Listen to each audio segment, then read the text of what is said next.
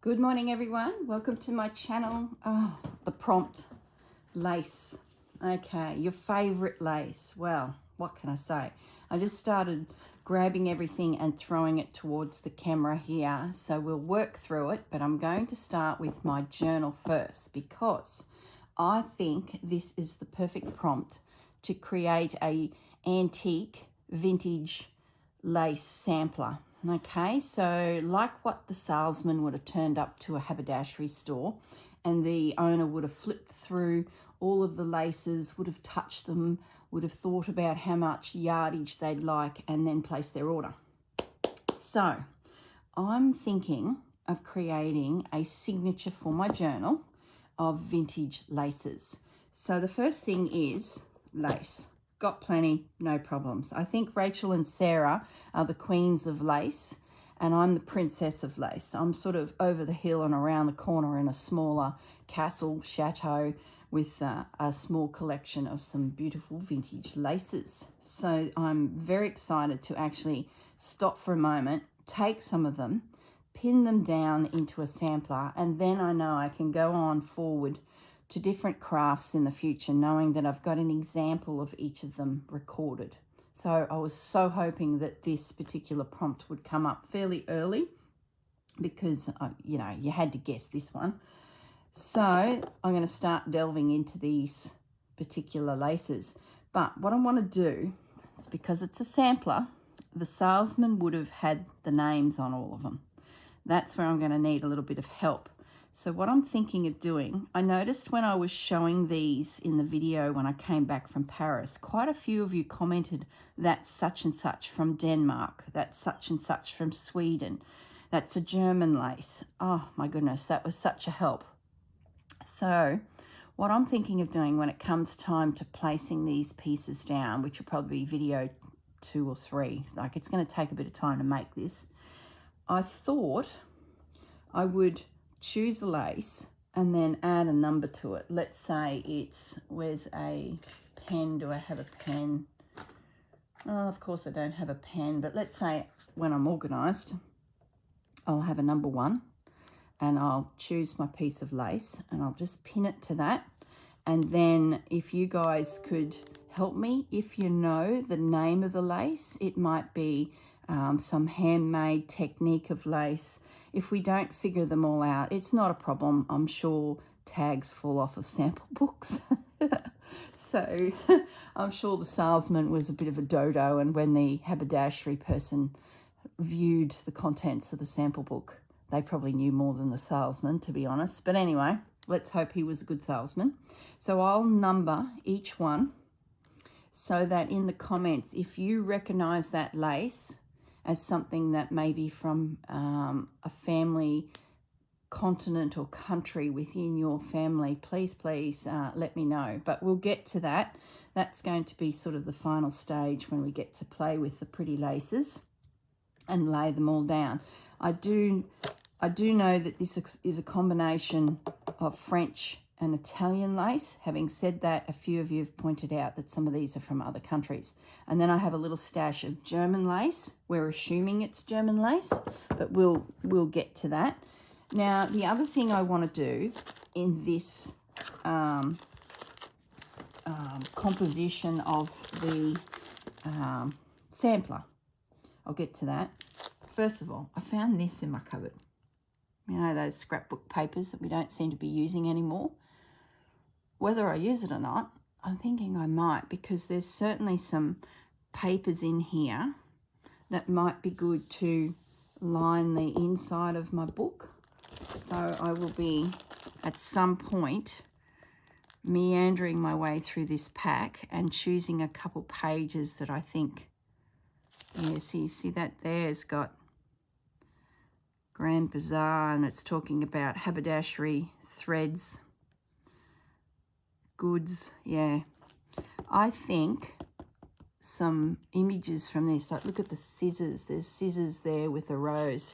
That's for another day. I just thought I'd throw it in my pile and it might spark something in your mind.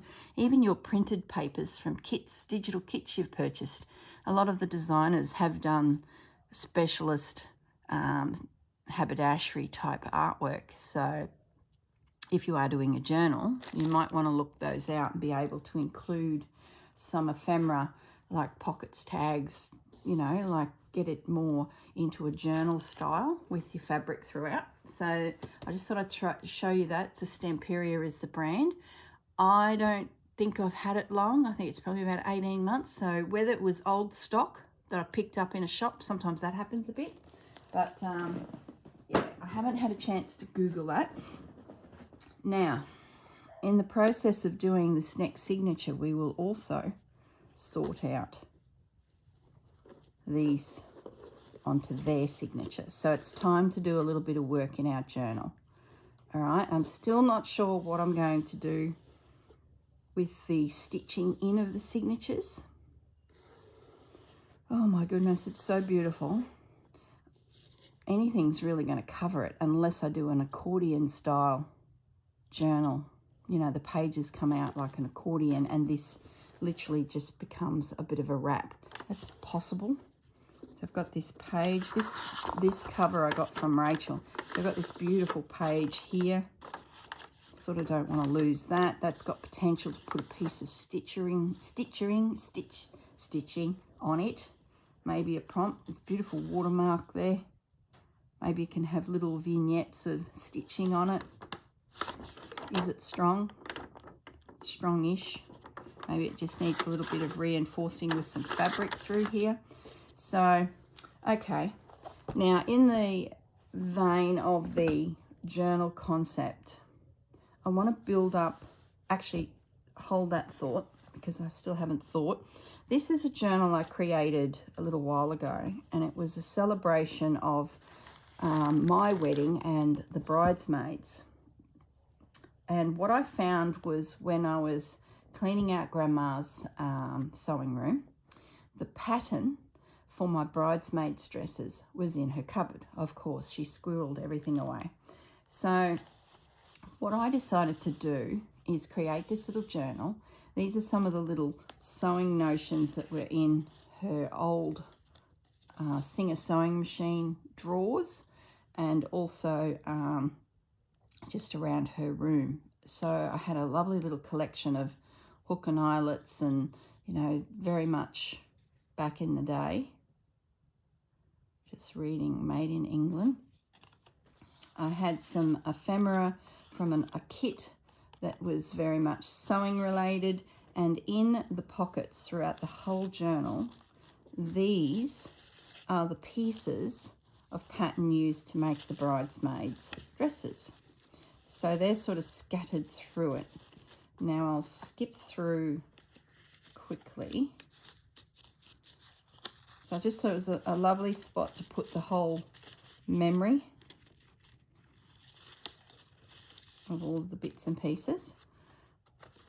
Now there is the bridesmaids pattern. So I just folded it in half, used it as a pocket, reinforced it with a bit of stitching just so that that didn't break open, and another piece of the pattern. I think this bit is the bit that didn't get used. You know, there's often different ways of making a dress.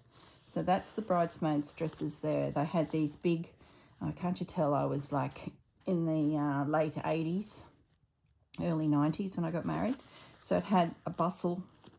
It had these big rosettes across the shoulder, a little bit of a trim. There was an overlay skirt of organza, and then the skirt came down. So I'll go to the back and see if we can find the back of the dress. And it had like a short to the knee, and then this little bit of a tail coming off of it. It was pretty swanky, I thought. So here is another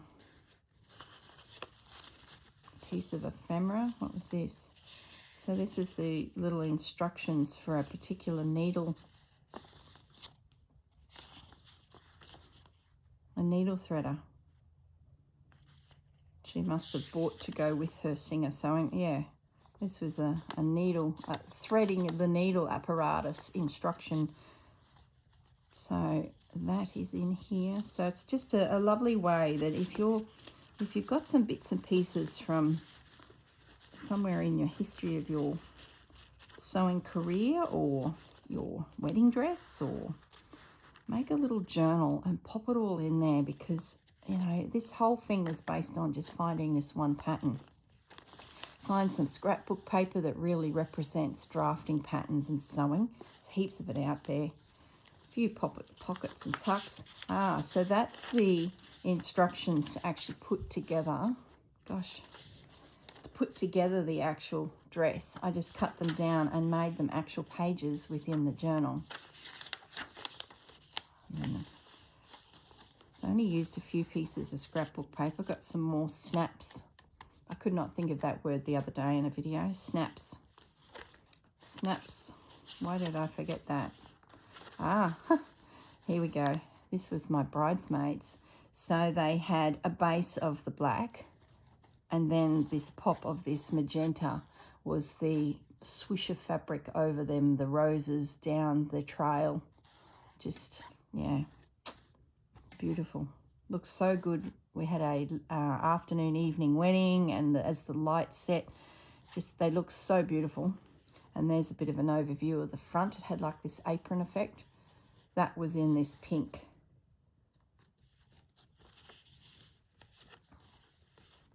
Oh, look. This is a piece, some little pieces of the lace that was on my wedding dress.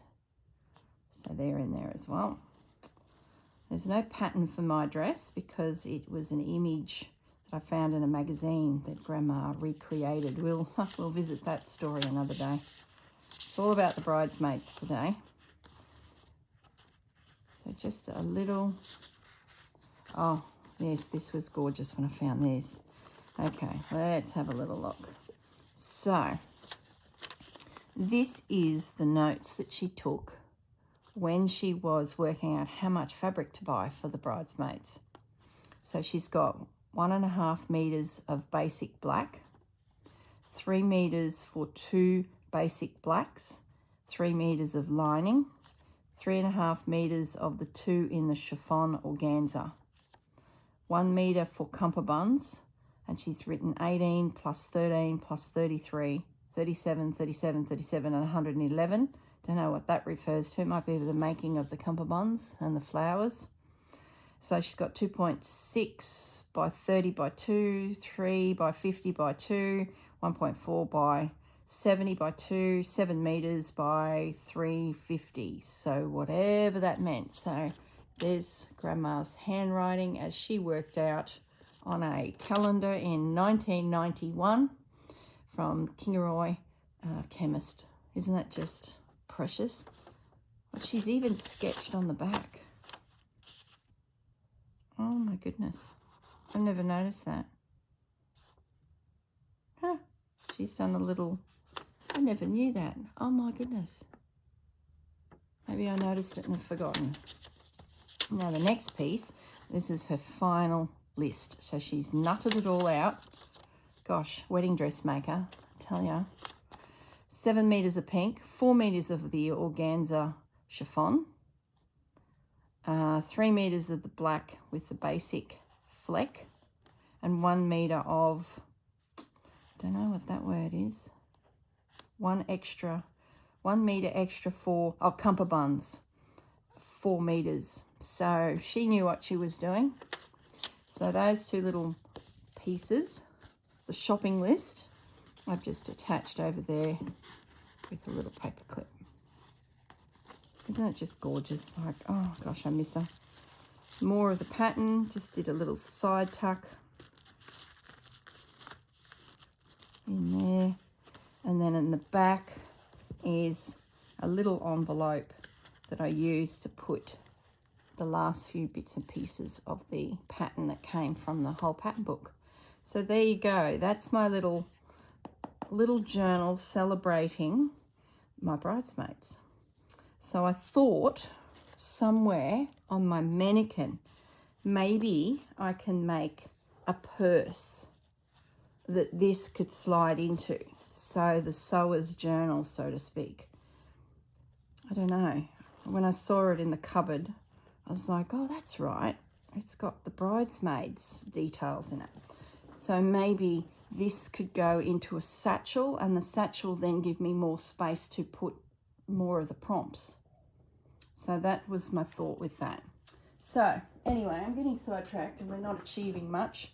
Last thing, this here container contains bits and pieces from my mum's dress. Now this was in Grandma's sewing room once again, so I thought my sampler or even the seamstress, oh there's the, I knew I had it somewhere.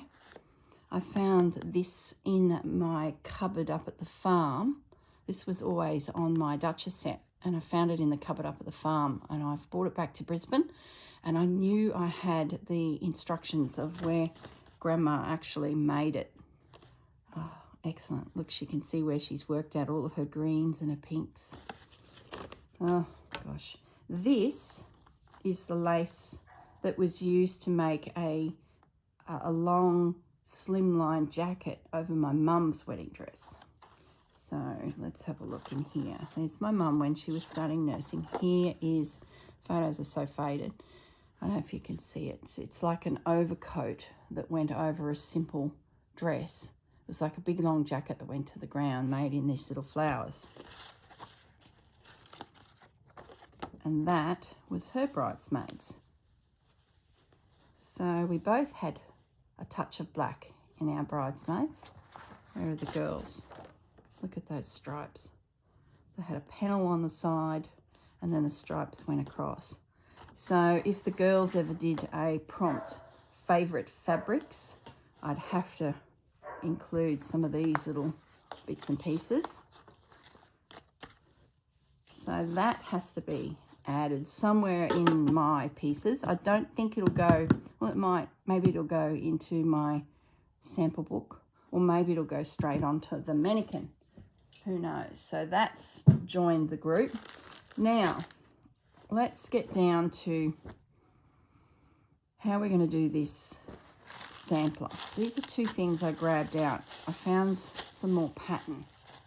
I thought to create texture and interest and layers behind the lace, we might use some pattern paper. This here is a piece of drafting paper that Grandma would have used to draft her patterns on. I've got a bigger piece somewhere, but this is just a morsel that I popped in the cupboard behind me. So I'm thinking about even creating some pieces of this with some pattern paper, and then the lace lies on that, sort of like build up a little bit of texture, because maybe the salesman was selling this by the metre as well for the haberdashery to on sell. And I found these little flags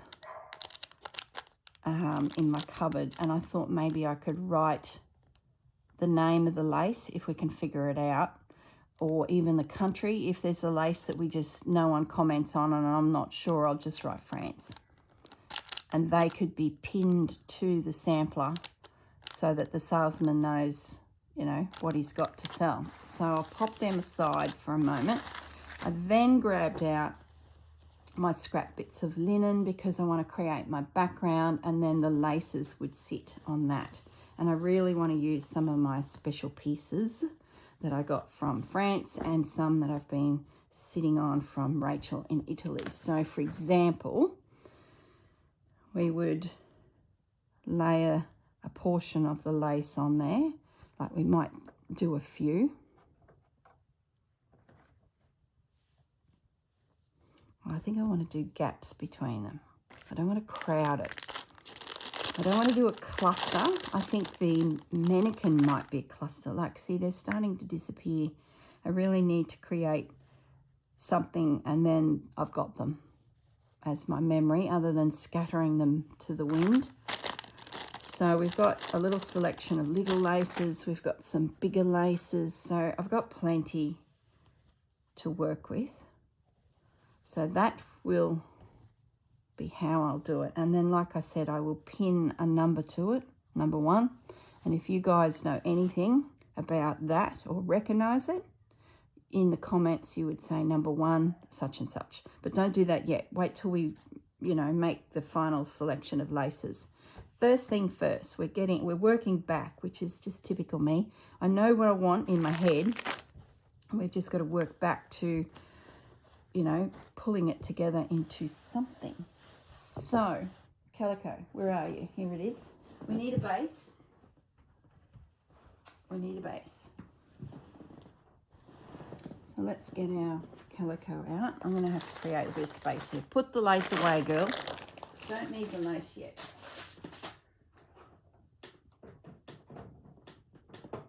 Lace is going away, and it's not going away. Now it's going away. Okay, lace is gone. Sequin. Don't need the sequin. So now the little samplers we did for Honey Bear's dress. Let's have a look at this.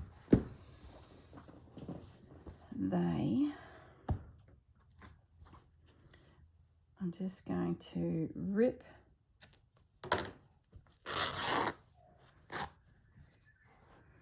four pieces to create the base plate, for want of a better word, for the lace sampler to be built on. Now this is not the signature that you would use, or the next layer to actually make it fit into the journal. This is just somewhere for us to stitch, create, cluster, because you've got to have somewhere to start. So we're going to need 4. So one signature would be 4 opportunities to do something. Then what we might do is measure our book up, because we haven't done that yet, and create the actual page that these are attached to. Does that make sense? So we're sort of building our journal as we go. I guess now I need to make a decision on whether I'm doing concertina or I'm stitching it in. I really want to do a floating spine. I suppose I can still do a floating spine. I should be using this to measure, because if you go and measure with the piece you just ripped, you're going to end up with a slightly bigger piece. And by the time you get through ripping, 10, 15 items, you're going to have a piece that is nowhere near the original. So always pick your template, create your template, whatever that is, and that's this, and rip it. Okay, so that is the space of which, oh gosh, it's not much space, is it? Maybe the lace sampler will become its very own thing. Who knows? I think with a lot of these prompts, just do what you feel is the prompt, like a cluster of lace, or like in my case, a lace sampler. And then don't make any big decisions yet on where or how it's presented. You might find that, well, I might find that I make a book dedicated just to these laces, and I do another lace sampler because I might want 2 signatures, if that makes sense. So that's a bit of scrap. Let's put that in my calico bucket. Let's have a look at this book. I cannot cover that up. Decision made. So we will not be stitching into that. We want to see it. So that means I need to make these pages float.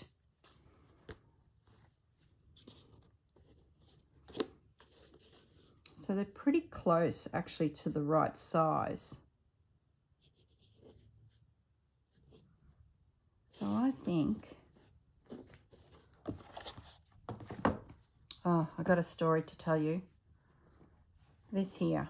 Remember when I stitched this, I used the inspiration, I'm just grabbing it, of my favoritist book, Jennifer Colston, as my inspiration. I worked from different images throughout the book to create all of those different techniques of embroidery. Well, I've been a lucky girl. I was able to get into a class of hers. So I actually had 2 classes in a row. So I drove all the way to the Sunshine Coast, Caloundra. So it was 2 hours to get there. I left at the Cracker Sparrows to get there by 9 o'clock. I went to a sewing shop there, Kim's Sewing Shop. I'll go into more detail when I actually show you what I did and how the day went. But I sat with a group of ladies. They were just adorable. They were so friendly, so welcoming. Oh, lovely. Jennifer had everyone working on whatever they wanted to do. So most of them had a project either from one of her books. There were teddies, there were little bags, there were quilts. It was just, so much work. It was beautiful. And then there were 2 of us, me and another lady, who were newbies to the group. So we picked a piece of felt. I chose a Sue Spargo felt, which I'd never played with, never seen it for sale. So that was a bit of a treat too.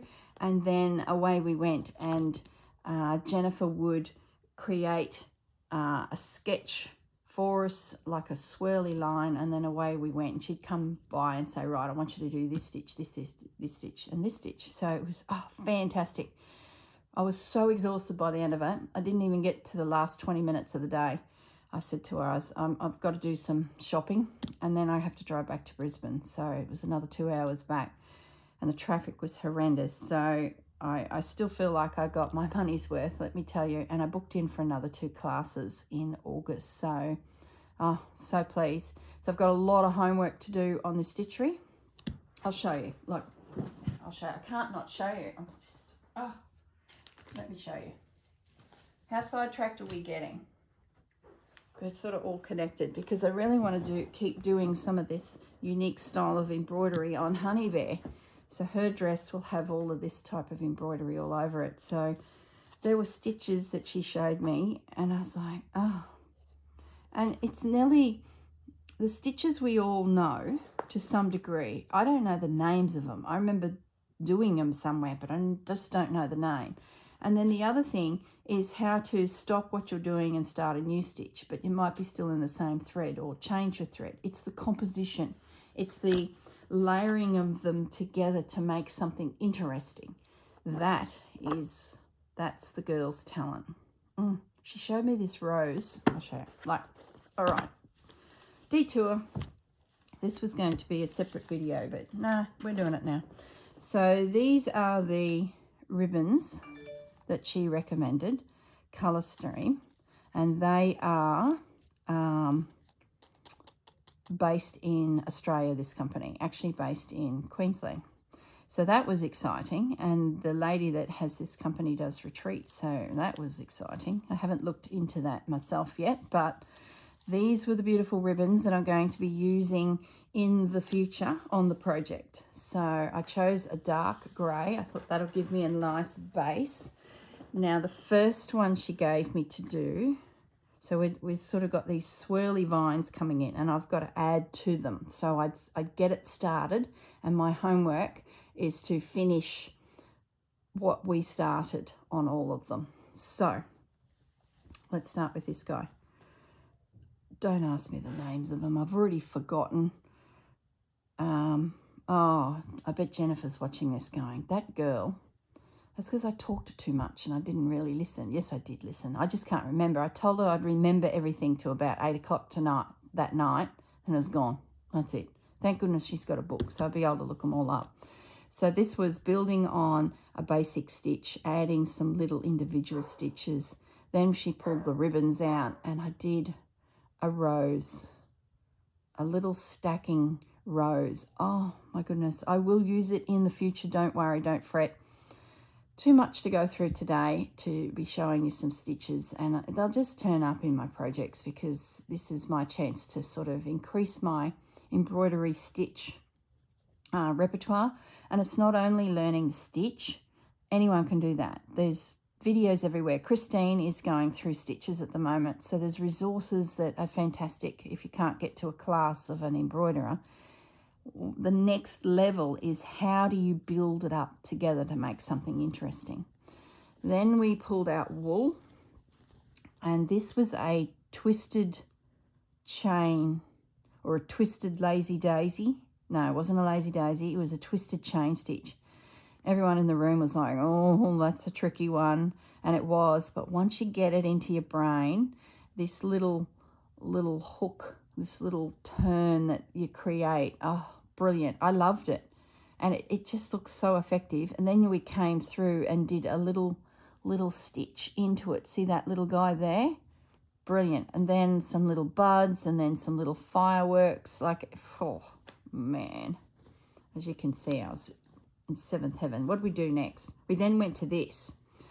And we did Portuguese stem stitch, open, stem stitched, rolled. Not the correct names. I bet Jennifer's just sitting there with her hand on her forehead going, oh my goodness, that girl. Then we started adding some additional branches with just different ways of doing stitches. Cast on stitch. Look at that. It's a bit loose. That one, I got in trouble for that one. I didn't get in trouble, but she pointed out that I didn't pull my thread through enough to really bunch up all those cast on stitches. Cast on stitch, but just controlling the curve of the stitch. How cute is that for a little bud? These are all lazy daisies. So you start with the good old lazy daisy with just the tip, instead of it being close, it's stretched out. Then you do lazy daisy with a bullion knot at the end of it. Seriously. Lazy daisy with a pistol stitch at the end. Oh my goodness. Everything we did is in the book. So you too can get the book. And I know for a fact, because I've used this book for about 6 months. I first saw it on Rachel's channel where she said, guys, if anything's going to help us in down the garden path, this book will. So the other thing that Jennifer told me is there's a company in Australia that sells books. And she said, if you're going to order a book, go there first. She's the loveliest lady. She's an Aussie girl with a great little business. And if you're going to order a book, she is the store you go to first before the Amazons of the world. Now, Can Do Books. So I haven't yet researched if she ships to outside of Australia. I bet she does. But it'd be worth just checking out her website, Can Do Books. So what I'm going to do is I'm going to have a quiet moment. I'm going to go through all of the books. I just took a screenshot of the website when the girls were talking about it. Apparently she goes to all of the fairs around Australia and sells books. And Jennifer said she's just lovely. So if you're going to buy one of Jennifer's books, there's 3. Head to Can Do Books, and that's where you're helping a little guy. So it's foolproof flower embroidery. Can Do Books. I will put the link in my description. Head over there, have a look through. I saw some amazing embroidery books. There was a couple there I haven't got. Now Jennifer has, like I said, 3 books out. So hold that thought. There's the 3 books. Foolproof Crazy Quilting, Foolproof Crazy Quilting Projects. The girls in the classes were working through these types of projects. It was next level stuff. Now, Vintage Blend Studios, Susanna, her channel, is doing that prompt every month where we're exploring a vintage sewing technique. Now, this was big in the 80s and everyone was doing it. And Jennifer made an interesting comment that back in the 80s, she said, I don't know what happened, but the rule was anything goes. You could do anything. It was crazy. You could make any movement you liked across your patchwork. And she said, it's actually incorrect. She said, that's why there's some horrific looking ones out there. She said, you still need to think about your composition, your colors, your technique, your textures. So if anything, you're revisiting a fad that was back in the 80s, and Jennifer is slowing us down and saying, oh, and I even said that to her, Jennifer's work, she will follow, gosh, we are down a rabbit hole, like seriously, but it's all connected. Jennifer follows the line of the patch, which is classic. Then I said, I love how she then stops that and she'll then insert a piece of foliage that just breaks all the rules. So you break up the view of this patchwork image with just a random piece of foliage going through, which is so us now. This is the new movement of stitching. This is where we're all heading. We don't want to be doing, we want to revisit these old techniques. Yes, they're always going to be with us, and we're doing things that my grandma taught me. But it's about now understanding the stitch and how can you layer that stitch together to create different effects. And Jennifer does that so beautifully. She will create a vignette within a vignette, where back in the 80s when we were doing it, it was just everywhere. So I really love how some of these vintage techniques are evolving, and it's teachers like Jennifer that says, okay guys, slow down, let's have a look at what we were doing and let's understand the power of making things, like that's my favorite, making things look better than what they would if you were just slamming it through, you know, just adding it and going. This, yeah, and even the twigs, see how she made me get one strand of DMC cotton and just go through and put some little twigs into things. Twigs, again, different cotton, different way of doing it. That's pulling the stitch, a big stitch, and no, it's not, this is it, pulling a big stitch that I made and couching it down, pulling it to one side. Anyway, look, I could go on for hours, but grab the book, because we can't get to these classes because we're all over the world. I nearly said universe. All right, we're all over the universe. We can't get to the Jennifers of the world. You may know someone in your community of sewing that is a fantastic embroiderer and does classes.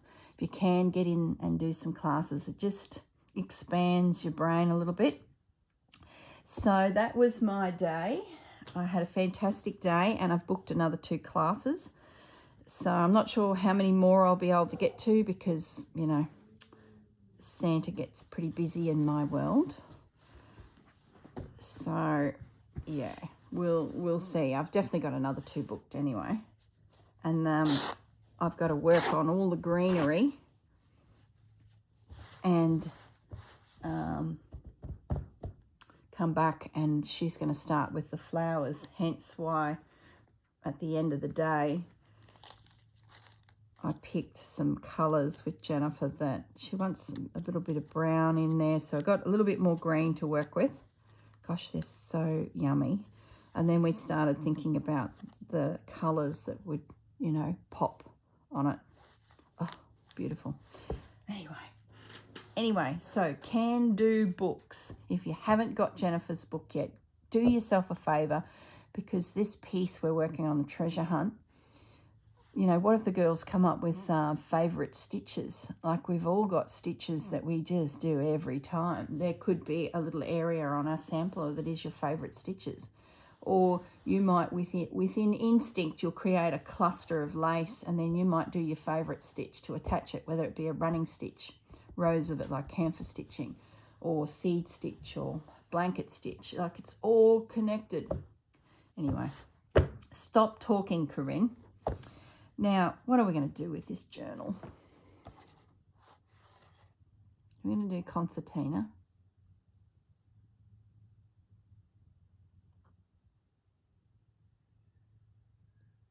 I feel like I need to do a journal within a journal, to be honest. What would happen if, let me just grab a soft journal. Hang on. Okay. This is what I call a soft journal. This is what I call a hard journal. Now, a hard journal would be using the cover, covering it in fabrics or not, depending, creating some tabs that are buried within the layers, and then these tabs have the spine of the signatures actually stitched in. So these are the first volumes that we did with the girls, Rachel girls. So there's the 4 images like we did with the mood board, attached to a piece of calico that is then stitched into the tab to create a space for it to, you know, work as a book.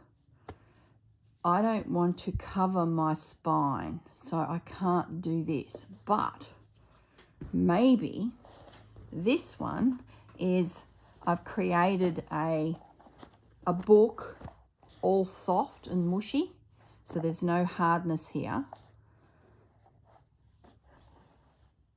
Created a floating spine.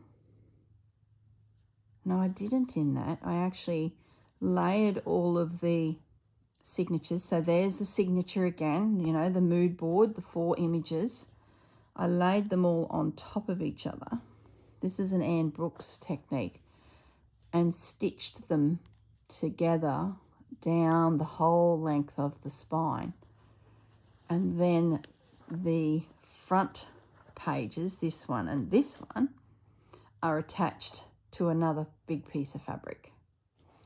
Now, if we created this, a pull-out soft one, what's stopping us housing it within this? And then maybe, see, technically you would then attach that to there, and you would have a floating spine, but then I can't see. Oh my goodness, this journal is going to be the end of me. I can't see the writing. So it has to be detachable.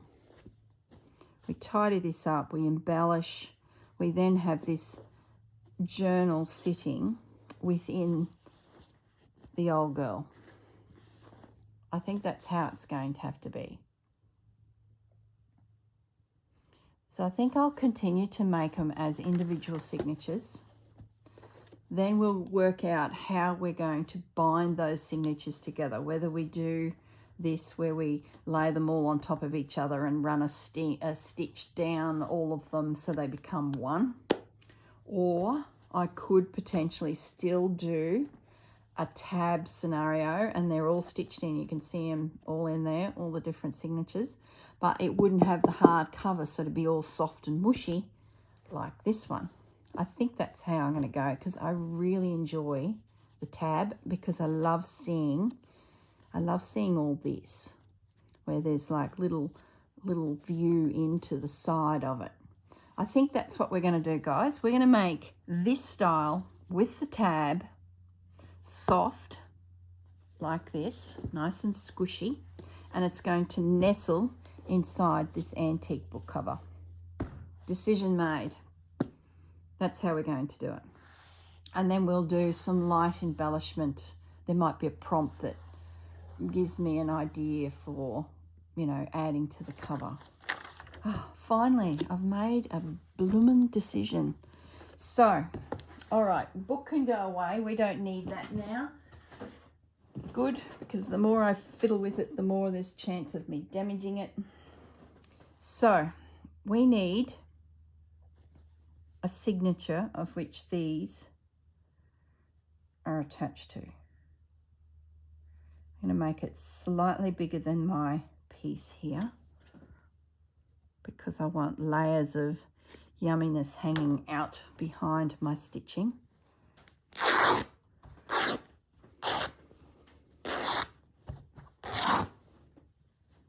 Oh, it feels good to actually have a decision made. If I don't make it now, it'll just be delayed, and yeah, I need to make a decision. So,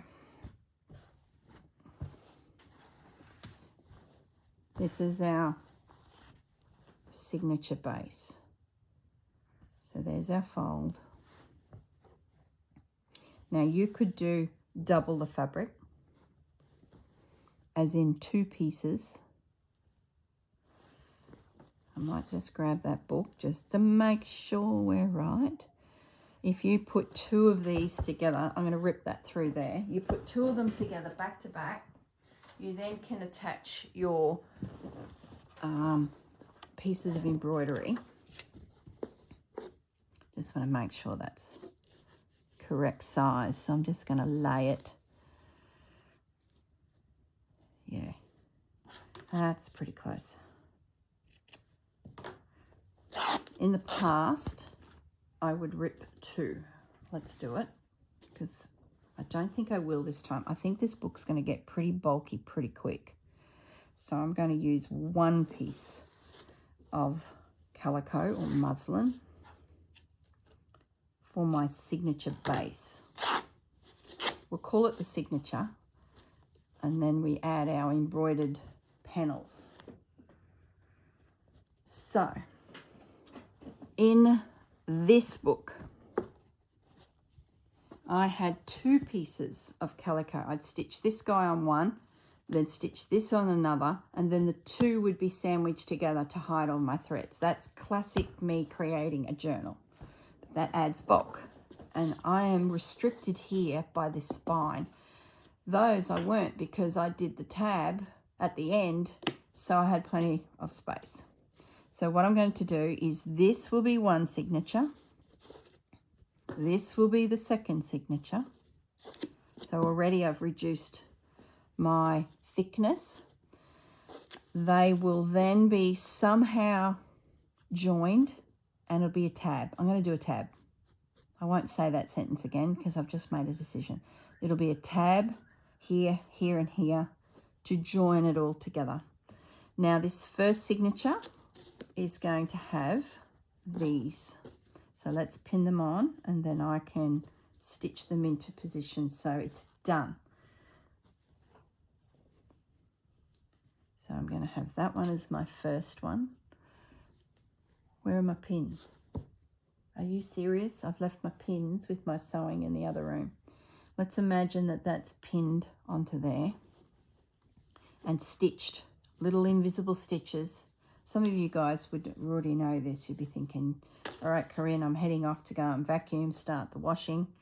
Off you go, have a lovely day. For those of you who have never put together a fabric journal, this will give you a bit of a head start. Now remember, one of these was wrapping, wasn't it? Hang on. Which one was it?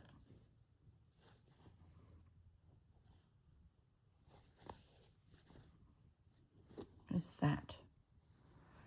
So that one will go there, and this one goes there, and I was being tricky and I had this going around so it became a feature on the purple one.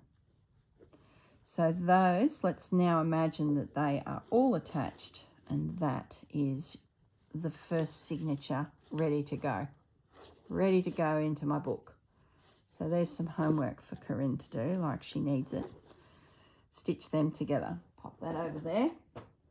So let's get rid of our book cover, and we have our second signature. Let's get rid of these journals. So I'm pleased we have a plan now. Sick of thinking about it. All right, now signature number 2 is the lace sampler, and we've got our panel of which we do our stitching on. Number 1,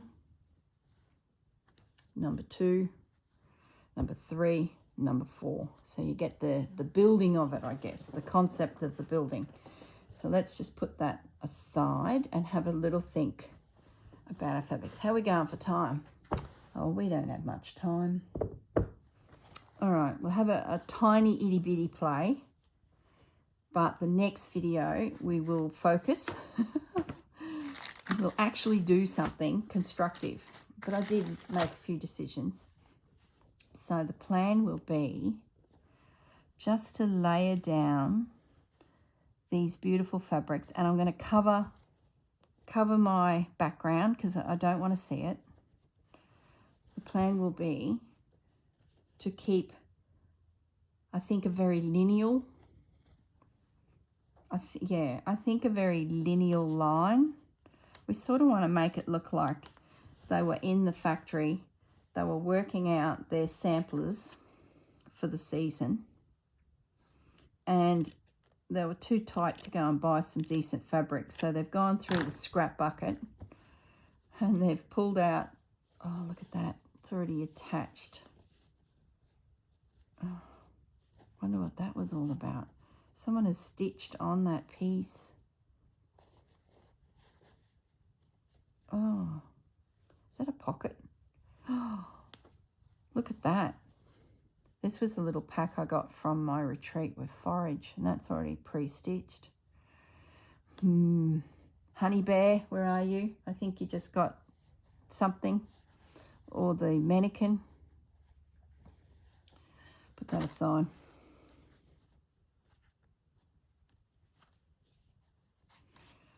I think this is how I'm going to do this. Just pieces layered, and then with some lace. This is not the lace I'd use, and then lace would fit into those little spots to create the layers. And then what we might do is then put some paper in there as well, do a little bit of collaging. That's sort of my thoughts. Okay, yeah, I'm happy with that. Okay, guys, I'm actually going to stop at this point because I can see this going into a 3-hour video pretty quickly if I don't keep an eye on the time. I think we've made some major decisions. We've caught up on what I've been up to for the week. This here needs to go and be pinned over on the mannequin for a rainy day, so I'm going to do that as well before that disappears. I can stitch down my mood boards. I'm going to leave all of this together, and I will pop back with another video probably next week. I've got a few pre-programmed ones in there that we'll go through first. The squishy bag, I'm still working through the squishy bag, and also the little stitcheries that I'm doing with Arty Farty, Annie's stitchery swap. And I think Christine, a fellow YouTuber, yours is next, so probably even tomorrow or the next day. So don't be watching. Yours is in the mail. You may even have it by the time the video goes to air. But anyway, beside the point. Okay, guys. So I think there's 2 pre-recorded videos, and then we will get into this project, lace sampler. How exciting. And in the meantime, I need to have a think about Honey Bear. I think Honey Bear is going to get a lace collar, because I'm pretty sure when I start digging through these laces, I will find a lace collar in there, and I've just got to work out how I attach it to her little dress. So that'll be also done in the next fortnight. As for the mannequin, she is going to be covered in lace. We could just stitch anything on her. She has already got pieces of favourite laces pinned around that monogram, and that's pinned to her with her lace skirt hitched up so that you can see it underneath her lace skirt, so which I did in the last video. And I've been finding things and just throwing them on top of the mannequin of this, it has to be with it, it has to be with it. And this is another scenario. I will pin this on the mannequin and just go, one day this will be used over there. So, all right, guys, I'm going to leave it at that. I feel like I've got my head straight and we have a plan for the next 2 weeks. Have a lovely day. Look after yourselves and enjoy rummaging through your lacy bits and working out how you're going to add them to your piece. So you're going to do a cluster, or you're going to do something more formal? Are you going to edge something? Oh my goodness, the possibilities. Oh my goodness. Don't make me think of other things. Let's just stay focused. All right, guys, look after yourselves. Have a lovely day, and I'll see you in the next video. Bye.